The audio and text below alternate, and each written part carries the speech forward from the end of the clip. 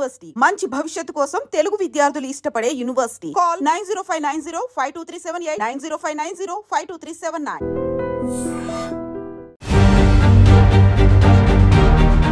తెలుగు సినీ జగత్తులో దిగ్గజ దర్శకులు ఎందరో. తమ దార్శనికతతో తెలుగు సినిమా స్థాయిని పెంచిన మహానుభావులు వారంతా. అయితే ఇలాంటి అద్భుత దర్శకుల్లో ముందు వరుసలో ఉంటారు వంశీ. నిజానికి దర్శకునిగా 5 దశాబ్దాలుగా ఆయన సినీ ప్రయాణం పూర్తి చేసుకోవడం అంటే మామూలు విషయం కాదు.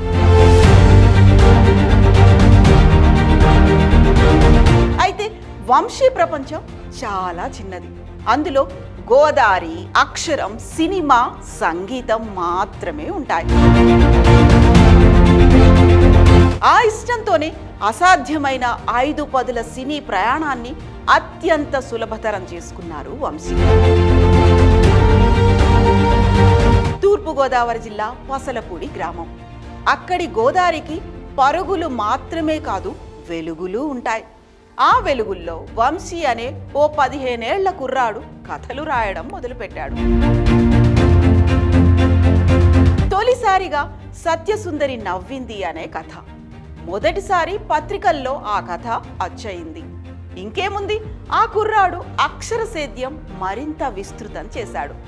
పక్కనే గోదారి ఉంది కదా, ఈసారి ఆ పంట ఇంకాస్త ఎక్కువ పండింది. వెన్నెల బొమ్మ, మంచు పల్లకి అనే నవలలు జాలువారాయి. ఆ నవలలే వంశీని మద్రాస్ ట్రైన్ ఎక్కించాయి. అక్కడ దర్శకులు వి మధుసూదన్ రావుతో పరిచయం, అసిస్టెంట్ డైరెక్టర్గా పని, వరుస సినిమాలు.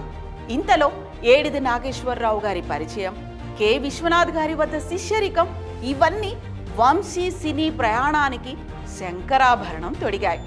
తరువాత వెతుక్కుంటూ వచ్చిన అవకాశం ఆయన్ని తొలిసారి దర్శకుడిగా మంచు పల్లకి ఎక్కించింది. ఇక అక్కడి నుంచి సితారా, అన్వేషణ, లేడీస్ టైలర్, మహర్షి, చెట్టు కింద ప్లీడర్, ఏప్రిల్ 1 విడుదల, అవును వాళ్ళిద్దరూ ఇష్టపడ్డారు వంటి సినిమాలతో వంశీ సృష్టించిన ప్రభంజనం అంతా ఇంతా కాదు.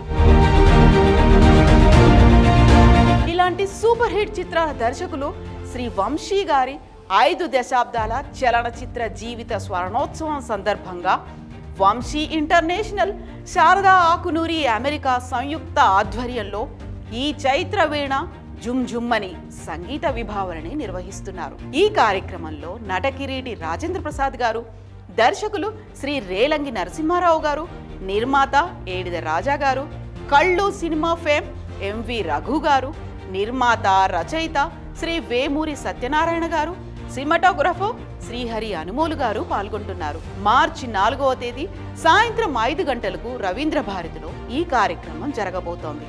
ఈ సందర్భంగా సంగీత ప్రియులందరినీ ఆహ్వానిస్తూ కార్యక్రమాన్ని జయప్రదం చేయాల్సిందిగా నిర్వాహకులు కోరారు.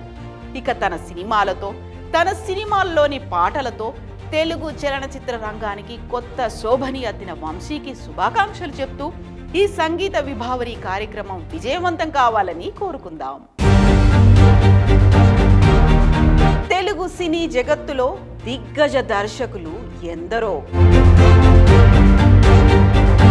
తమ దార్శనికతతో తెలుగు సినిమా స్థాయిని పెంచిన మహానుభావులు వారంతా. అయితే ఇలాంటి అద్భుత దర్శకుల్లో ముందు వరుసలో ఉంటారు వంశీ. నిజానికి దర్శకునిగా 5 దశాబ్దాలుగా ఆయన సినీ ప్రయాణం పూర్తి చేసుకోవడం అంటే మామూలు విషయం కాదు.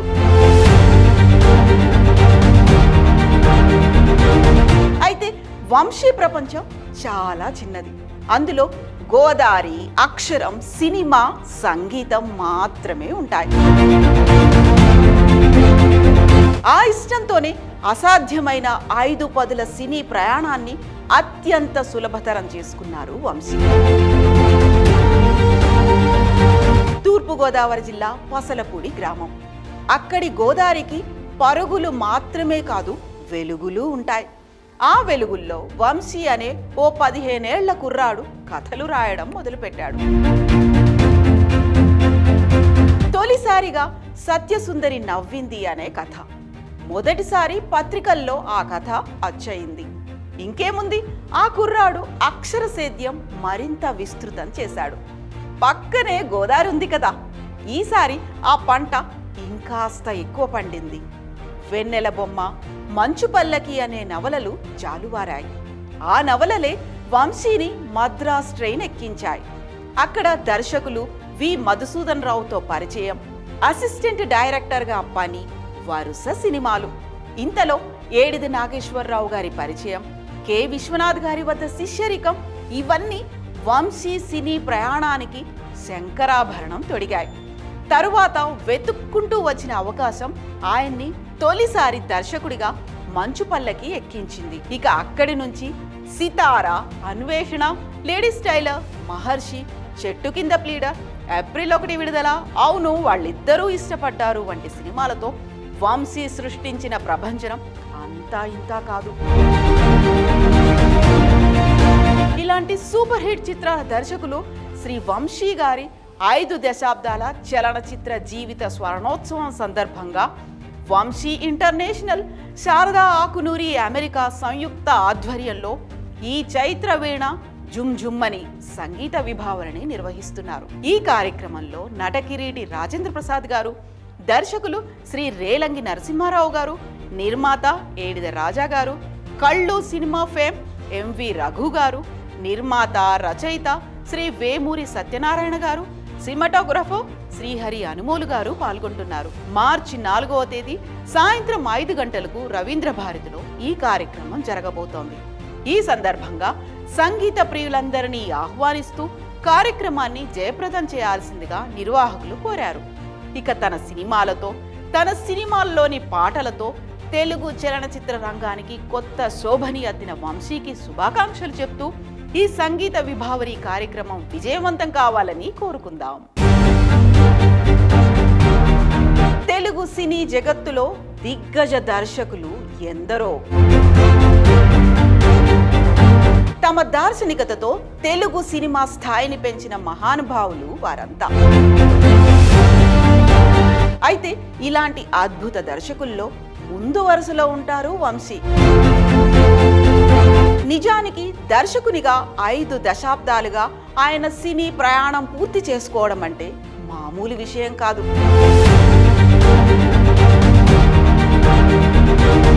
అయితే వంశీ ప్రపంచం చాలా చిన్నది. అందులో గోదావరి, అక్షరం, సినిమా, సంగీతం మాత్రమే ఉంటాయి.